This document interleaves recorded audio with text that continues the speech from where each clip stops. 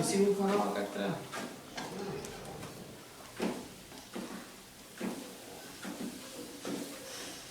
Is it pretty outside?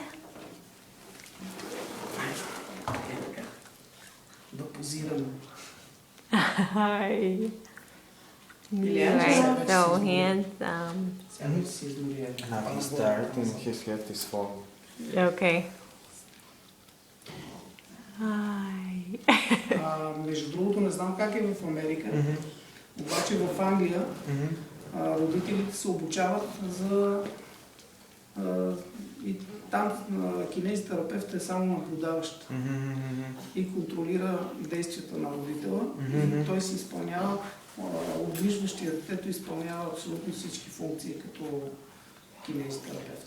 So he asked me, he doesn't know how it's in America, but in England, so Кинезитерапевт the обучава therapist родителите. is teaching the parents. Yeah.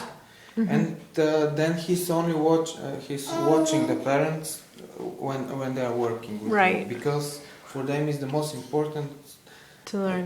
to learn how to work with the kids. Yeah.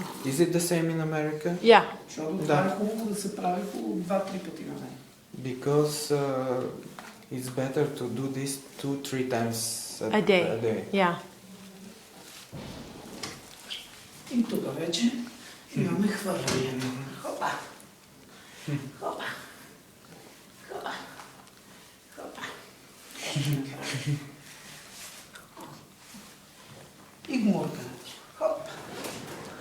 Хоп! Хоп! Хоп! Значи, опа! За днес ще е това. Hi. Бъц, бъц, бъц. Hi. Така и сега за дишането, вече за контрол на дишането, се правят няколко вдухвания в носа. Е така се слага.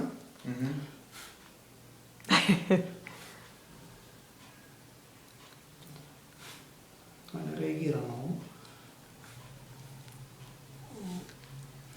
Иначе по принцип нормалното не да прави. Той като си зива. Ама ще почне да го прави и той.